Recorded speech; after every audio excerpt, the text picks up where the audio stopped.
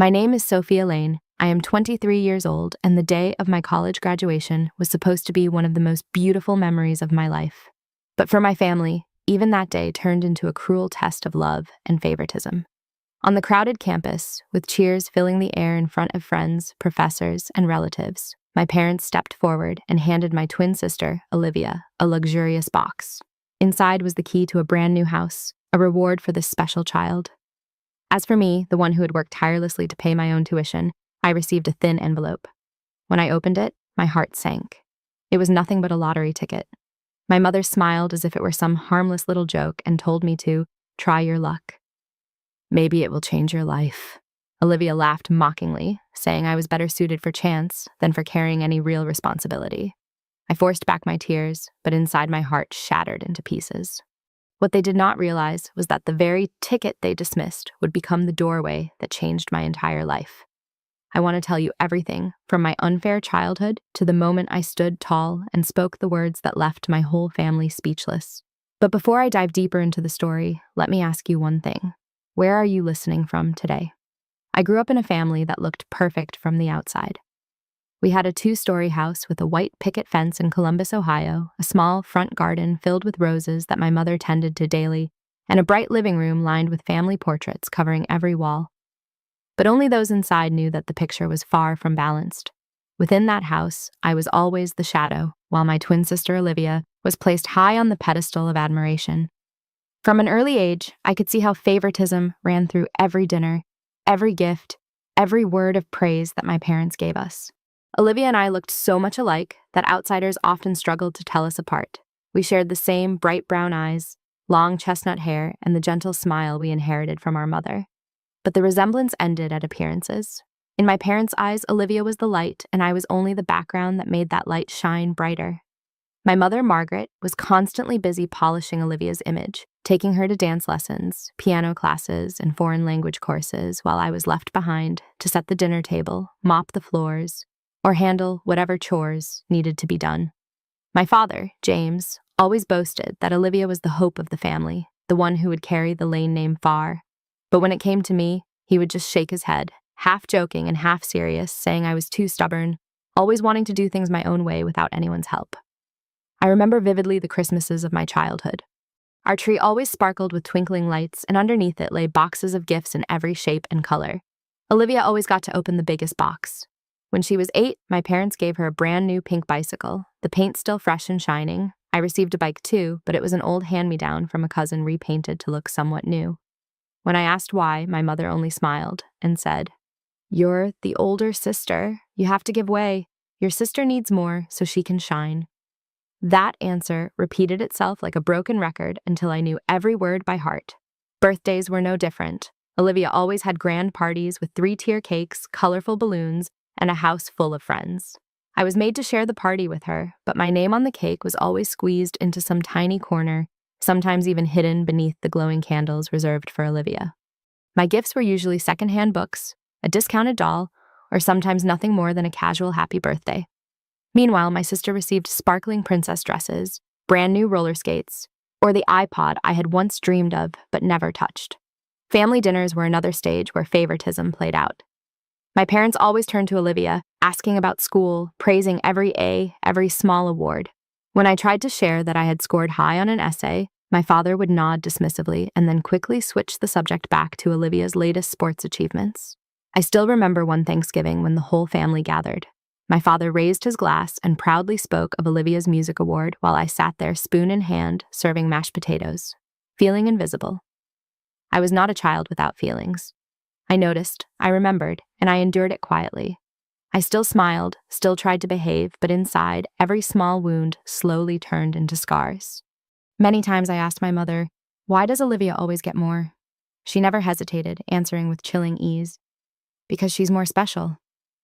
Those words cut into me like a cold blade. More special. And what about me?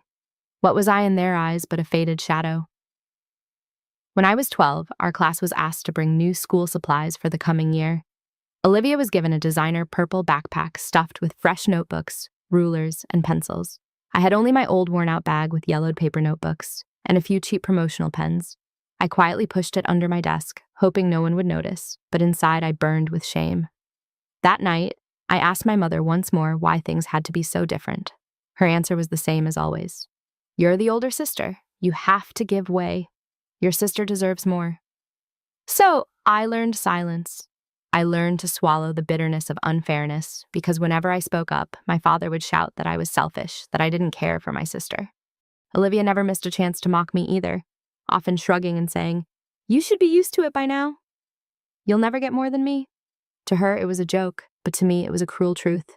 That was my childhood, a chain of days spent in the shadows, always told to be more understanding, to endure more, while my twin sister was spoiled and protected like a precious jewel. I still remember the feeling of sitting alone in a dark room, clutching an old book to my chest, whispering to myself that one day I would break free from this cycle of favoritism. But back then, I was just a child, not yet aware that these wounds would follow me into adulthood, only to erupt years later on the very day of my graduation, the day I should have finally been celebrated like anyone else. When we entered high school, the differences between Olivia and me became clearer than ever. It was the time when most kids started to build their own independence. But for us, it was the time when the gap created by our parents' favoritism grew wider and wider. I still remember Olivia's 16th birthday. While friends and neighbors gathered in our yard, my father suddenly rolled out a brand new red car, still carrying the scent of fresh paint. The crowd erupted in cheers. Olivia threw her arms around our parents, tears streaming down her face from happiness. And I stood there clapping for her, trying to hide the bitterness rising in my chest. Because just a few days later, when my own 16th birthday arrived, the only gift I received was a new backpack bought from a discount store. My transportation to school was still the same old bus, which meant waking up at 5 in the morning to catch the first ride. I still remember those freezing Ohio mornings, the wind slicing through my skin as I shivered at the bus stop while Olivia leisurely drove out of the garage, music blasting, waving goodbye. High school was a string of days in which I had to learn how to adapt to the unfairness. While Olivia attended extra classes in piano, art, and sports, I was usually at home helping my mother clean or taking on odd jobs to earn a little spending money. Still, I did not give up. I studied hard, found joy in the pages of my books, and discovered a quiet pride in the independence of carving my own path, even if it was full of obstacles. My teachers often praised me for being bright and diligent, but in my parents' eyes, those words never echoed as loudly as Olivia's sports trophies or the glossy photos of her social events. By the time we both entered college, the gap was no longer just material. It was an entire difference in worldview. Olivia and I were both admitted to a university in New York. I chose communications while Olivia pursued business management. From the very beginning, my parents announced that they would cover all of Olivia's tuition and living expenses because they believed she was worth the investment to succeed. As for me, my father said bluntly, "You're independent. You're good at handling things yourself. FAFSA and scholarships should be enough." And so I was thrown into a whirlwind of debt and part-time jobs. I filled out FAFSA forms, applied for scholarships, and worked at the university library. By day, I attended classes. By night, I shelved books, manned the front desk, and even emptied trash bins. Those nights were long. I would type away at essays, then collapse at the desk, tears slipping down my face with no one to tell. Meanwhile, Olivia lived like a little princess in the heart of the city. She had her own apartment rented by our parents, and they sent her monthly allowances without fail. On weekends, I saw her photos on Instagram dressed in glamorous outfits, a cocktail in hand, her smile shining among her friends at lavish parties. And me? On those same weekends, I was working the night shift at a small diner near campus. I washed dishes until my hands cracked, the smell of grease clinging to me. When the customers finally left, I would sink into a chair in the kitchen, tilt my head back to the stained ceiling, and whisper to myself, "Do my parents even realize I'm just trying to survive each day?" Late at night in the dorm, when my roommate was already fast asleep, I would still be hunched over my old laptop, typing away, my eyes swollen from crying and studying at the same time. There were moments when I felt so hopeless I wanted to give up entirely. But then I would remember that little girl I once was sitting in a dark room clutching an old book to her chest, whispering to herself, "One day I'll escape this favoritism." That memory pulled me back to my feet. It reminded me that I could not collapse. I had to prove my worth, not to my parents, but to myself. Olivia's experience was the complete opposite. For her, college was like a never-ending festival. I once overheard her bragging that she had never worried about money in her life, that whenever she ran out, all it took was one phone call and Mom would immediately transfer more. The exams I studied for until exhaustion. Olivia prepared for with private tutors paid for by our parents. She joined student clubs, went on weekend trips, and attended glamorous galas. My weekends, meanwhile, were spent working late-night shifts, barely catching restless naps at the library desk between assignments. The comparison stared me in the face every single day. Some mornings, as I dragged myself out of the library after a night shift, my eyes bloodshot. I would see Olivia and her friends strutting by, dressed to the nines, ready for yet another party. Olivia would glance at me, throw a half smile that stung more than words, and keep walking. Shame and anger would rise in me, but I kept my head down and moved forward because deep down, I knew my path would never be the same as hers. I survived those years with a resilience I didn't even know I possessed. Yes, I cried countless times. There were nights when my pillow was soaked with tears. But every morning, I still got up, stepped outside, and kept fighting. I believed with everything in me that one day all of this effort would be worth it. I silently promised myself that no matter what, I would not let my family's favoritism define who I was. Those years of youth carved a harsh lesson into me. Some people are given a red carpet from the start, while others must hack through thorns to clear their own way. Olivia had a car, endless parties, and parents backing her at every turn. I had freezing bus rides, endless dishwashing shifts, and long nights clinging to my laptop until dawn. But it was those very hardships that forged my strength. I did not yet realize that later, on the very day of my graduation, the unfairness would rise to the surface more vividly than ever before and become the final drop that overflowed the glass, pushing me toward a turning point that would change my entire life. My college graduation day arrived after 4 long years of juggling classes, jobs, and the crushing weight of being forgotten in my own family. I had always told myself this moment would be a milestone worth every sacrifice. The one day when my parents would finally see me as their child no less worthy than Olivia. I believed that after all those years of watching me pay my tuition, earn my own money, and take care of myself, they would at least give me fair recognition. I didn't dream of a house. I didn't dream of a luxury car. I only hoped for a gift with genuine meaning, a sincere word of praise, or simply a warm embrace from my parents, something that would show me they were proud of me too. That morning, the sky over New York was strikingly clear. Golden sunlight poured over the campus lawn, where hundreds of students in black gowns and square caps gathered. The ceremonial music rang out brightly, blending with the cheers of friends and families. The air was thick with joy and celebration. I stepped out from the rows of seats, my heart racing, my hands trembling as I reached for my diploma. 4 years of struggle, the long nights washing dishes, the drowsy mornings in the library, all of it came rushing back in that single moment. I smiled, believing that at last I would be seen as equal to Olivia. When the ceremony ended, students flooded the campus lawn to find their loved ones. I scanned the crowd and spotted my parents and Olivia standing under the shade of a maple tree. They held 2 gift boxes wrapped in glossy paper with bright red ribbons. I walked quickly toward them, my heart swelling with hope that this time I would be honored just as much as my sister. My mother handed Olivia the larger box first. Olivia tore it open and gasps erupted around us as the metallic glint of keys caught the sunlight. They were keys to a brand new house purchased by my parents as her graduation gift. Olivia screamed with joy, throwing her arms around them, her face glowing like a star stepping onto a red carpet. My parents beamed, their eyes brimming with pride. I stood beside them, waiting for my turn, my heart pounding with anticipation. Then my mother turned to me and handed me a small envelope. Surprised, I opened it, still clinging to the hope that inside I would find a heartfelt letter, or at least a small contribution to my future. But when I saw the lone lottery ticket inside, my chest constricted as though gripped by iron. I looked up, eyes wide, my voice shaking. "Mom, it's really just a lottery ticket." My mother smiled, completely oblivious to the humiliation in my eyes, and said lightly, "Try your luck, sweetheart. You never know, maybe it'll change your life." Her words landed like a cold slap across my face. Change my life? After 4 years of proving I could stand on my own, was that not enough to show them I was worthy already? Olivia sneered, her mocking voice carrying in front of friends and relatives. "You're better suited for luck than responsibility. Houses, investments, the future, that's my job. You just stick with lottery tickets. Who knows? Maybe you'll win someday?" Laughter erupted around her, and I felt my face burn hot with shame and pain. My father, as if to end the tension, patted my shoulder lightly, but his words fell heavy as lead. "You've always been strong, independent. That ticket suits you." I bit down so hard on my lip I nearly drew blood. In that instant, every expectation I had held shattered into pieces. I forced myself to hold back tears, to stand tall in the crowd. I didn't want my friends or professors to see me break, but inside, I had gone silent. I remembered every night I studied until 3 a.m., every penny scraped together from long shifts, every time my mother told me, "You have to give way for your sister." And now, on the very day I was supposed to be acknowledged, I was humiliated publicly with nothing but a lottery ticket.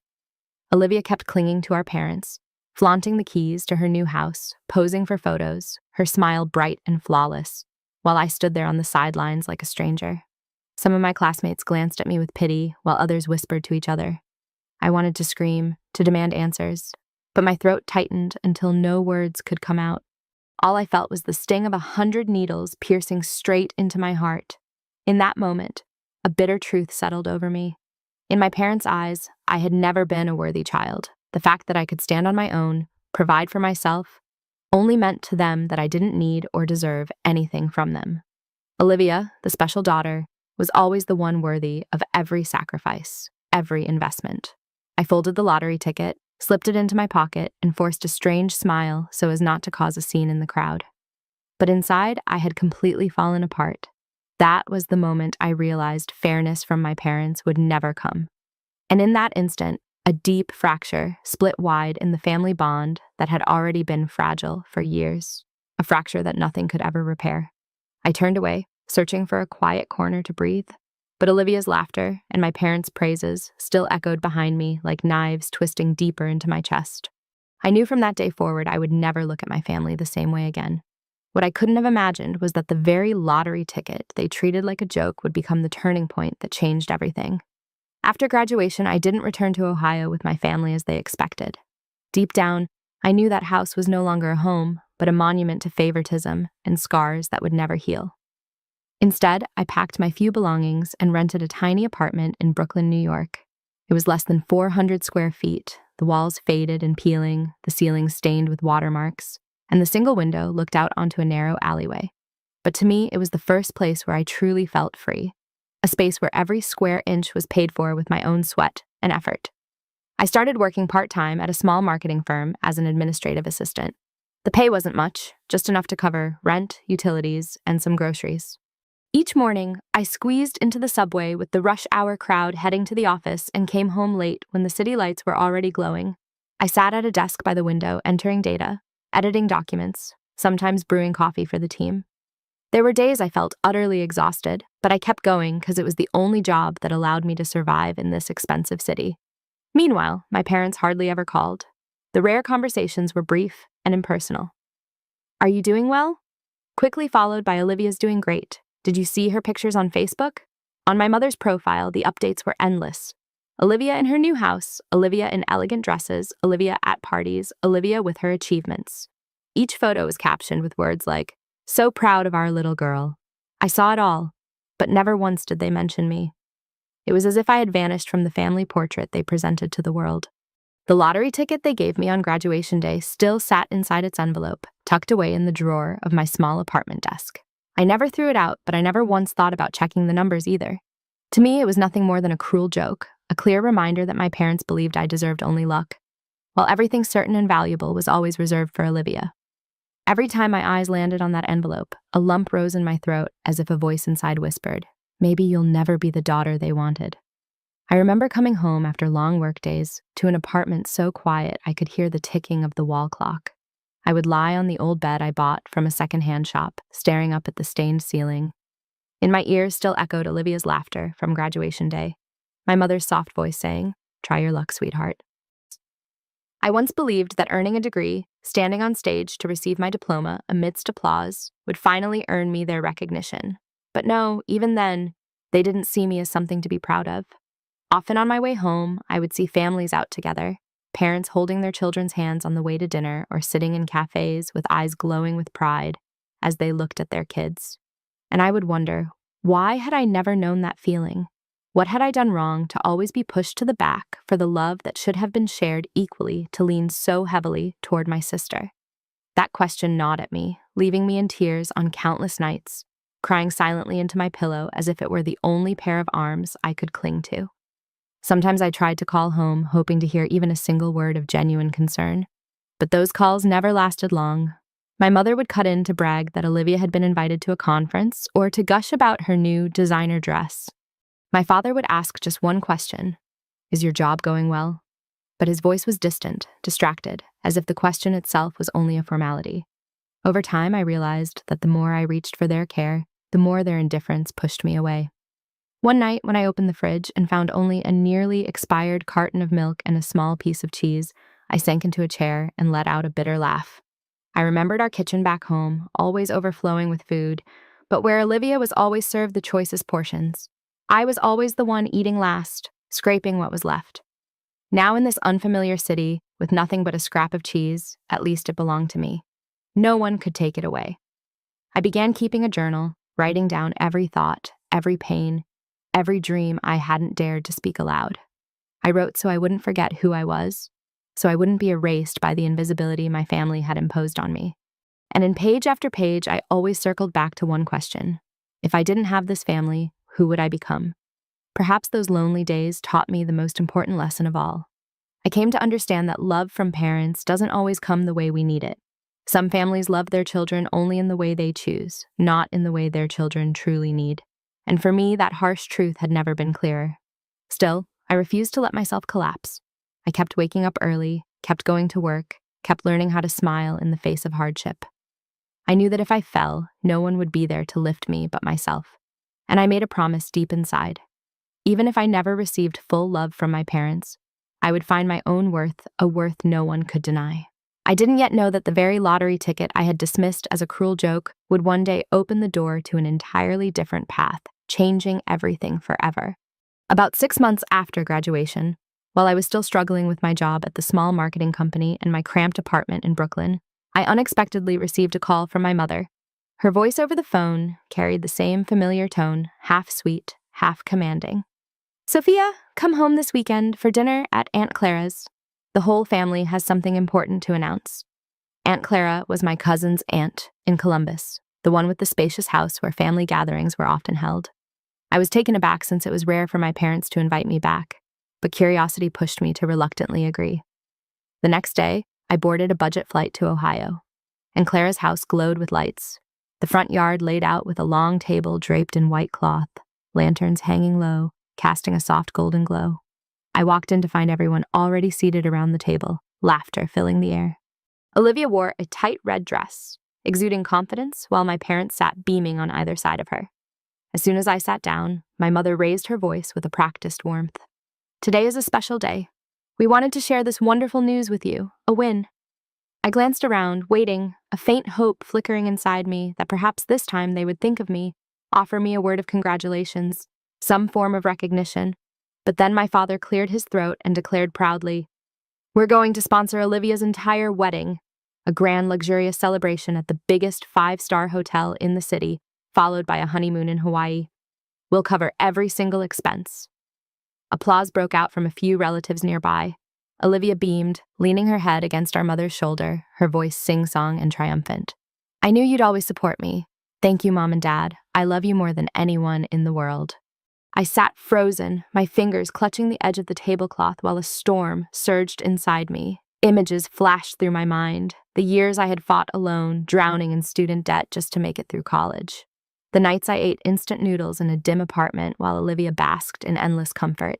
And now here were my parents announcing they would spend hundreds of thousands of dollars on Olivia's dream wedding when they had never once spared even a small gesture of support for me. I couldn't hold it in anymore. I lifted my head, my voice but firm. "When are you going to help me?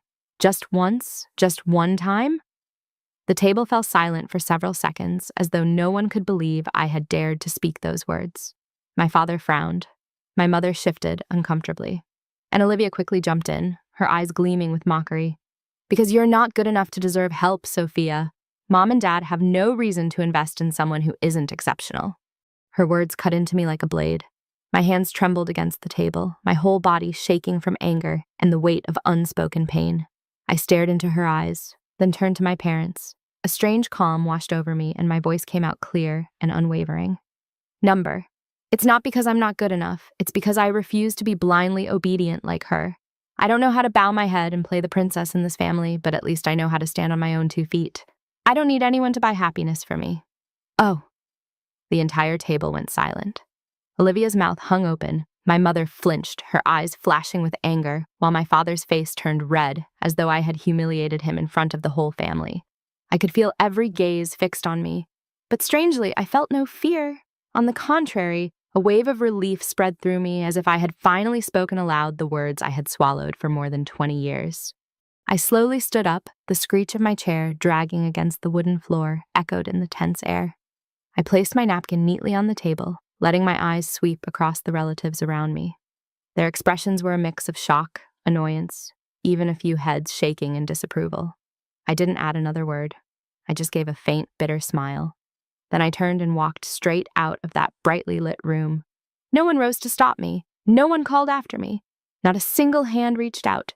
The door closed behind me, shutting in the awkward laughter and hushed whispers. Outside, the Ohio night air bit cold against my face, yet my chest burned with heat. For the first time in my life, I had confronted them directly, no longer swallowing my pain in silence. I walked along the narrow path toward the parking lot, the dim streetlights stretching my shadow across the ground. Each step felt like cutting free from an invisible rope that had bound me for years. That night, I checked into a cheap motel and sat quietly in the small room, staring at the flickering neon sign outside the window. I didn't feel triumphant, nor happy, only a deep sadness and a hollow emptiness. Yet beneath it all, I sensed a tiny seed of freedom beginning to sprout. I had spoken, I had walked away, and I had no idea that soon my life would shift in ways I couldn't imagine. All starting with the lottery ticket I had once thought of as nothing more than a cruel joke. When I returned from Ohio, I slipped back into the exhausting rhythm of New York. My little Brooklyn apartment was cramped and dim, but it was the only place that felt safe.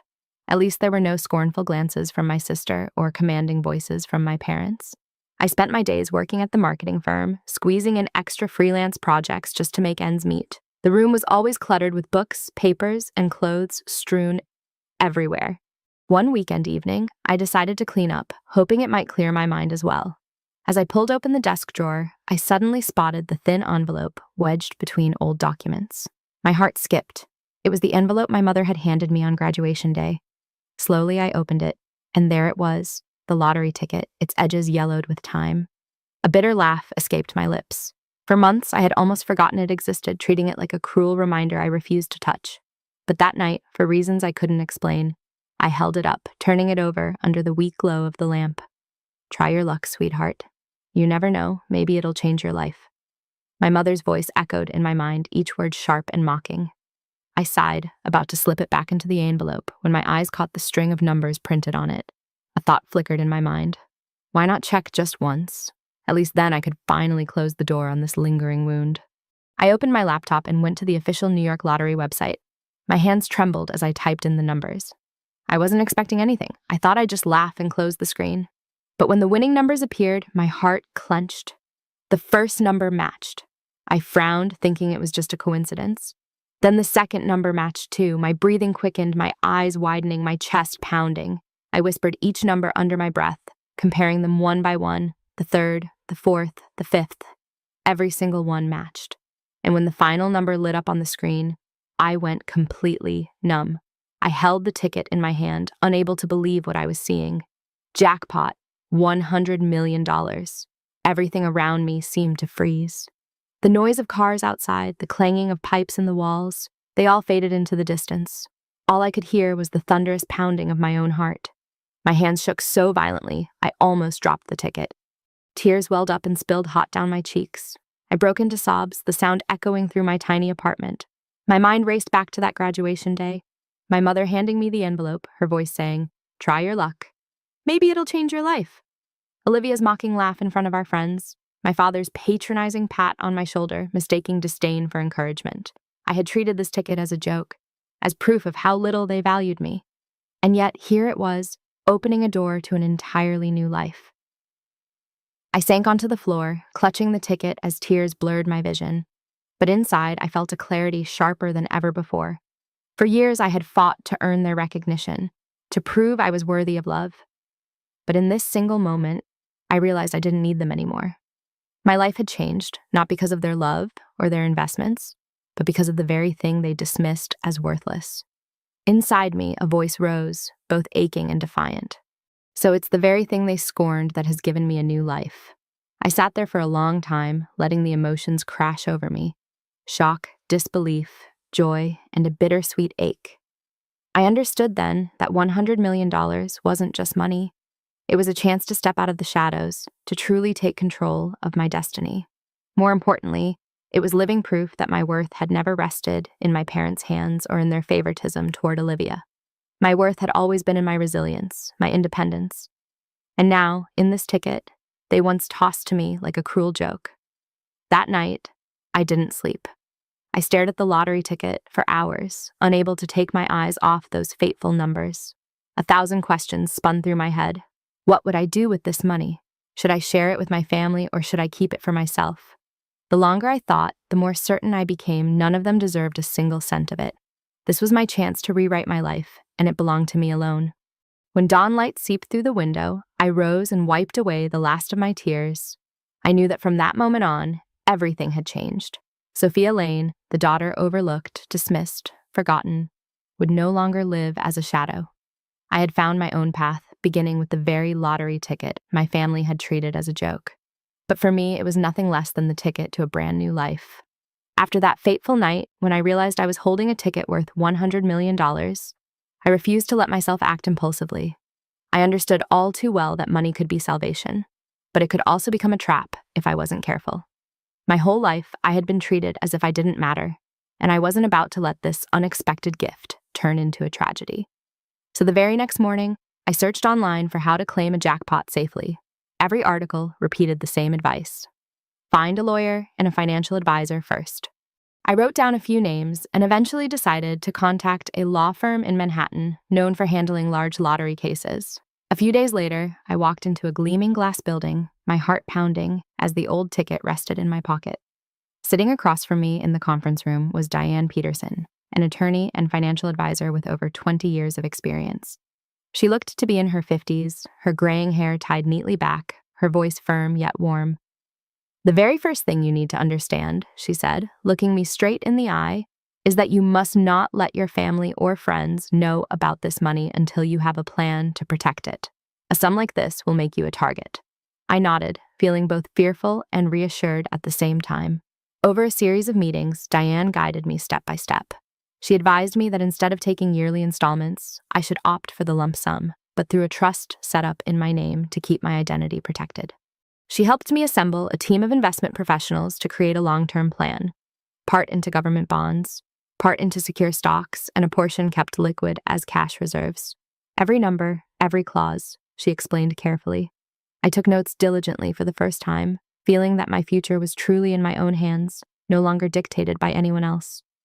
On the day I officially signed the claim, Diane stood beside me, carefully checking each document. I can still remember the feeling of the pen gliding across the contract, as though I was writing a new destiny for myself. When I walked out of that building, I wasn't holding one of those oversized lottery checks you see splashed across the news, but a simple sheet of paper, a confirmation of funds. Yet, it carried the heaviest meaning. From this moment on, I was no longer the exhausted girl scraping by on late-night shifts. The very first thing I did was pay off my crushing student loans. I logged into my bank account, clicked the button to settle the full balance, and watched the screen flash the words paid in full. Tears rolled down my cheeks again, but this time they came from pure relief. For years I had lived under the constant shadow of debt, carefully stretching every paycheck just to make minimum payments. Now, that burden was gone. Immediately after, I submitted my resignation from the marketing firm. I thanked them sincerely for the opportunity, but inside I knew I had turned a page. My life was no longer confined to survival. It was opening into something entirely new. Still, I refused to let myself squander it. Diane reminded me over and over again that true wealth isn't about showing off, but about keeping it quiet and managing it wisely. I listened. I moved from the cramped apartment in Brooklyn to a luxury apartment in Manhattan with floor-to-ceiling windows overlooking the city skyline. It was spacious, modern, with a study and a fully equipped kitchen, but I never posted it online, never bragged to anyone. Each morning I sat by the window with a cup of coffee, watching the sunrise paint the skyscrapers red. my heart filled with a peace I had never dared to dream of before. I made myself a promise, a clear boundary I would never break. No one in my family will ever use a single dollar of this money. They had chosen favoritism. They had chosen to abandon me. Now they would live with that choice.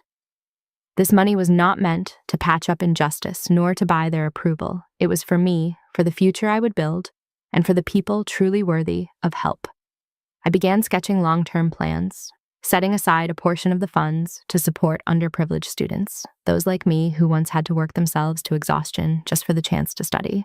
I hadn't announced anything yet, but the idea had already taken root in my heart, a way to turn my pain into hope for someone else.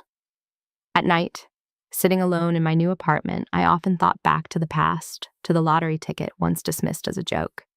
If I had thrown it away that day, I would probably still be scrubbing dishes in a diner, collapsing onto my desk with swollen eyes from sleepless nights.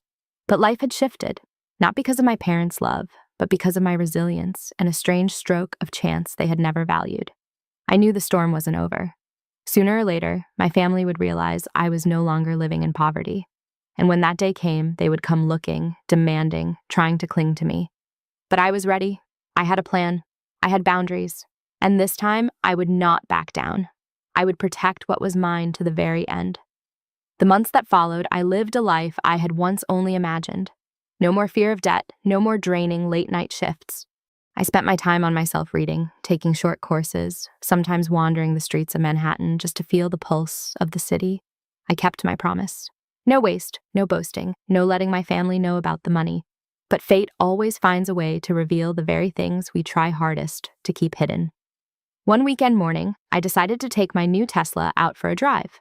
I had meant to keep it in the garage and continue commuting by subway as usual, but the weather was beautiful that day, and I wanted to treat myself. I stopped at a small cafe near Central Park. To my surprise, among the customers, there was someone I recognized.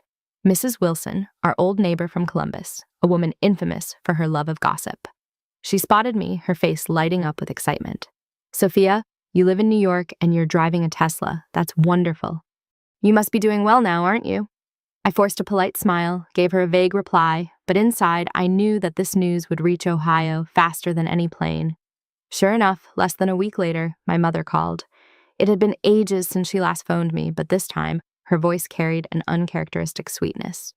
"Sophia, how have you been? I miss you so much. Your father and I were talking with Olivia, and we think it's time for the family to come together again. Could you come home for a visit?"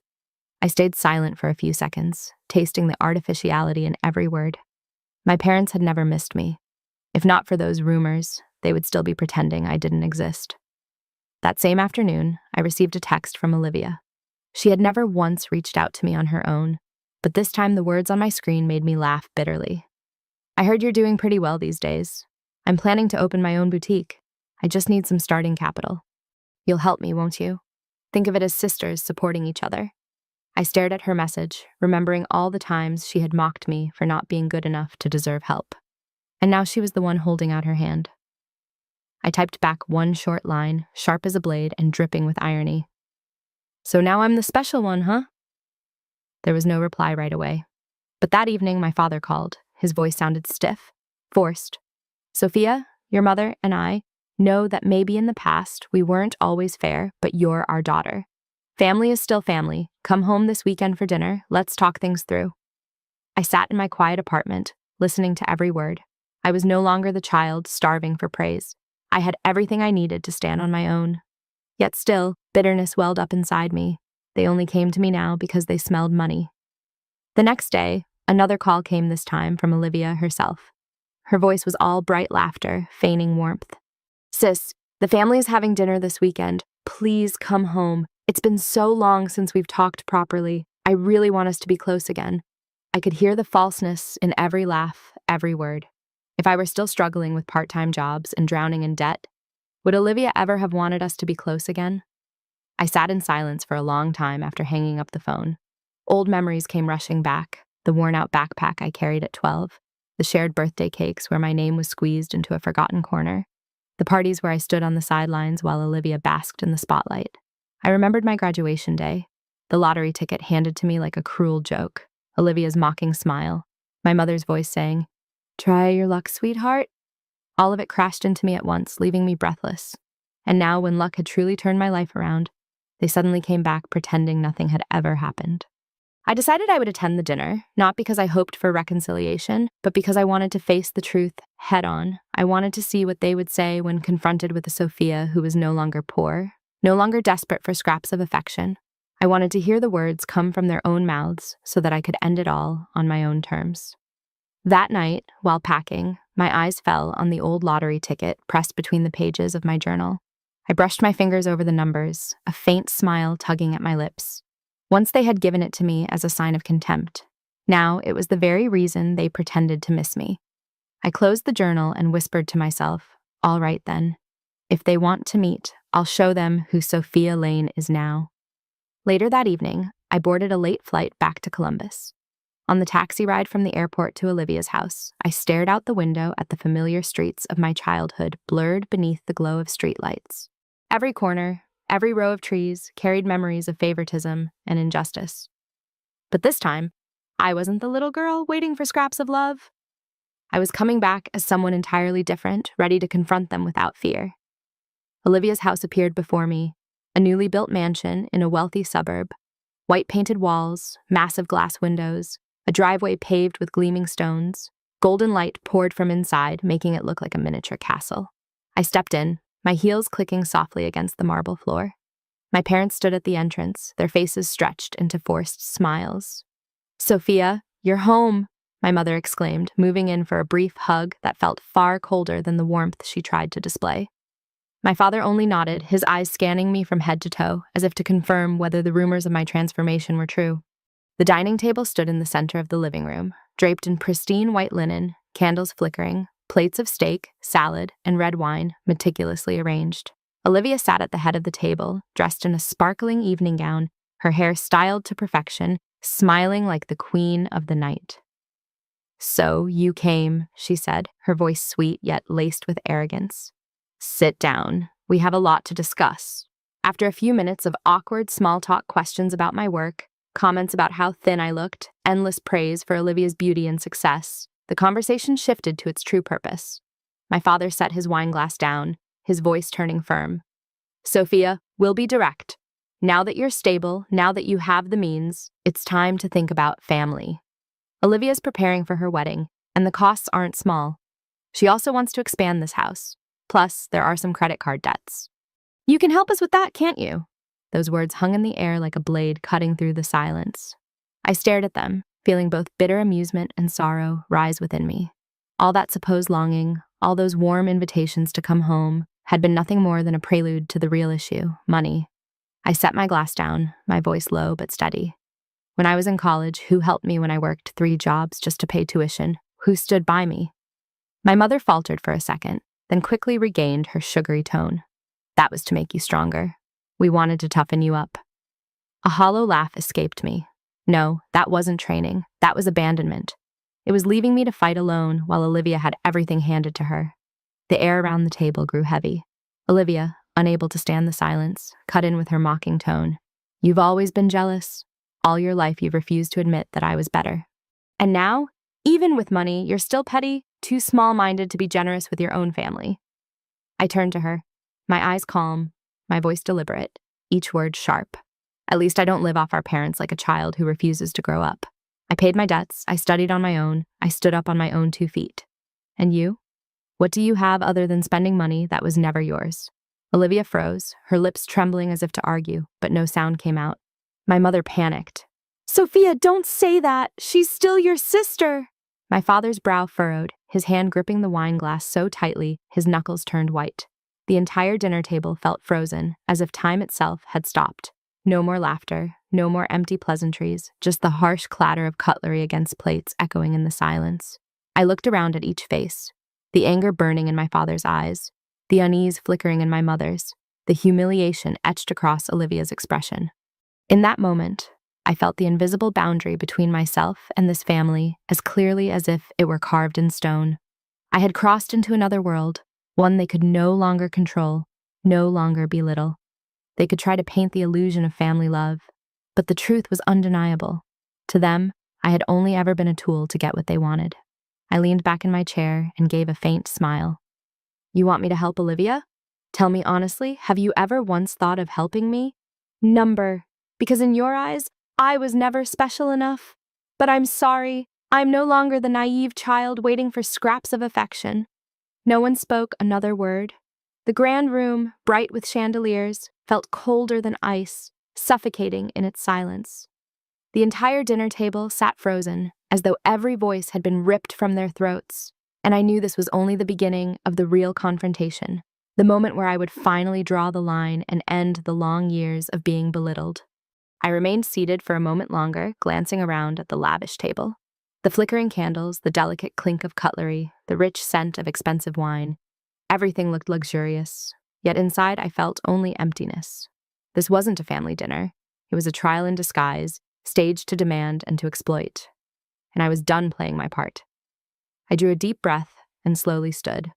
The chair scraped against the floor, its sharp sound cutting through the stillness, drawing every eye to me. I looked at them, my father, my mother, Olivia, faces I knew so well, now distorted by disappointment and deceit. My voice rang out, firm and cold. Family is not an excuse to exploit. I've endured enough. For years I stood on my own, fought on my own. What do I owe you except scars? My mother flinched, her lips trembling. Sophia, what are you saying? We're family. You can't just turn your back. From my bag, I pulled out a blank check. The pristine paper gleamed under the lights. I placed it on the table before them. Olivia's eyes lit up instantly, convinced that I would finally sign it, finally play the obedient daughter and sister. But instead of reaching for a pen, I gripped the paper firmly and tore it to shreds. Piece after piece fluttered onto the table and floor, the sound of ripping paper slicing through the tension.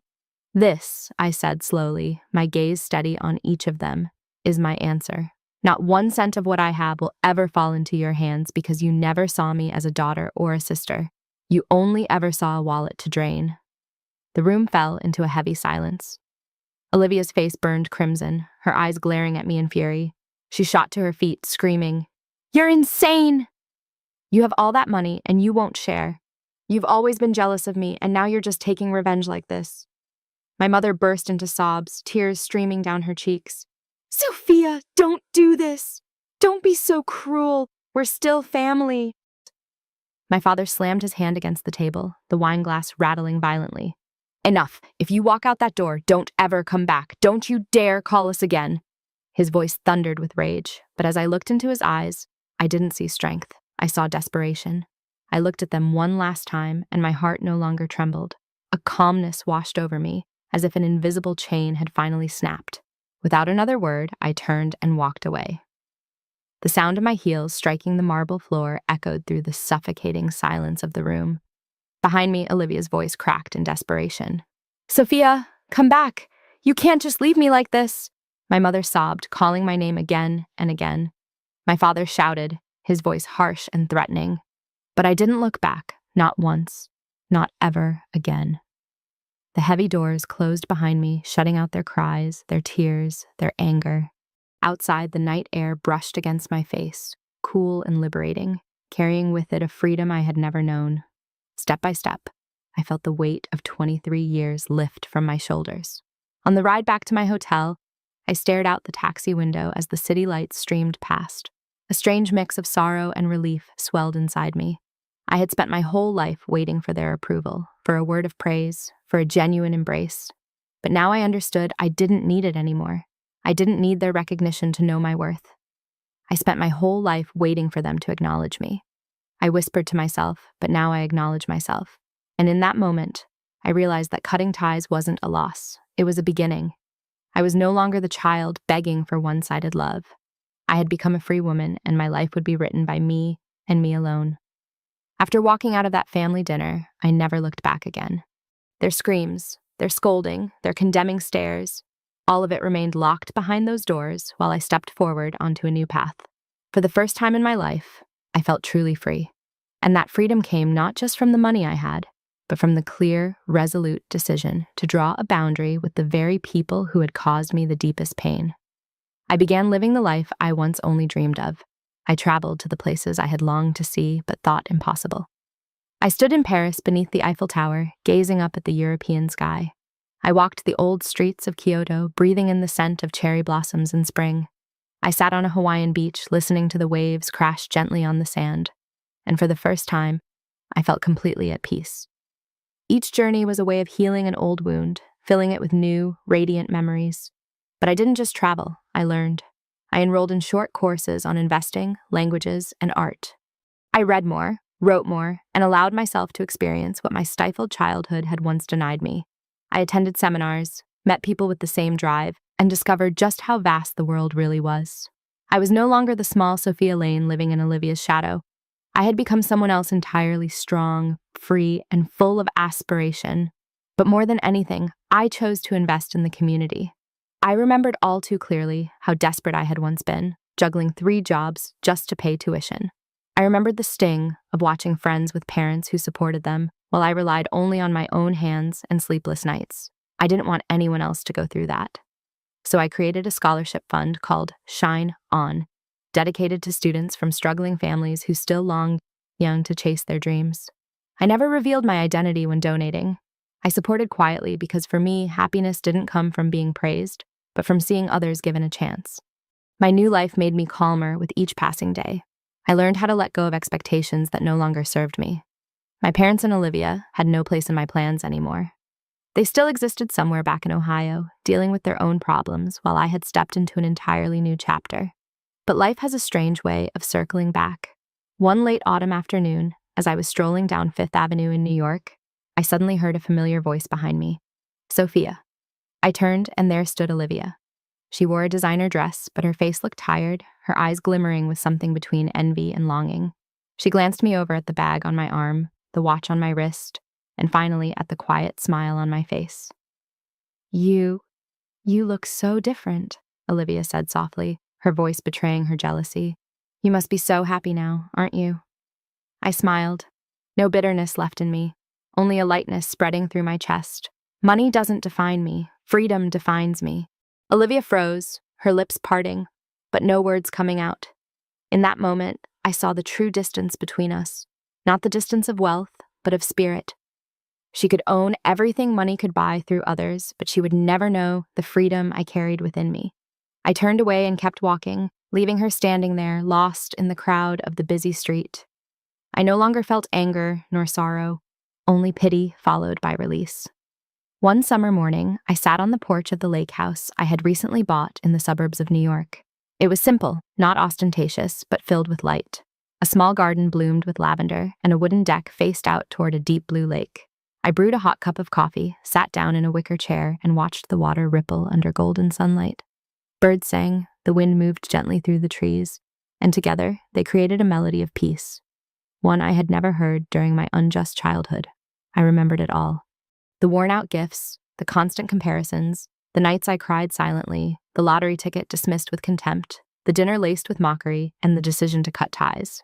It all felt like a film that had already ended, leaving me only with the present, peaceful, free, and strong.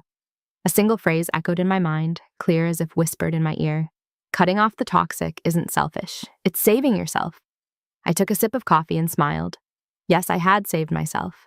I no longer needed my family's validation because I had learned to validate myself. If you are listening to this story, perhaps you too have been hurt by your own family. Perhaps you were abandoned, compared, or made to feel like you were never enough. I want you to know this. You are not alone. And more importantly, you have the right to rewrite your own story. You have the right to set boundaries, the right to walk away from toxicity, and the right to seek freedom and happiness for yourself. Family may have given you life, but they do not define you. Money may come and go, but your true worth lies in your courage to stand up, to walk away from what causes you pain, and to step boldly onto your own path. And if one day you must choose between continuing to endure or saving yourself, remember my words. Cutting off the toxic isn't selfish. It's saving yourself. You deserve a life that is whole.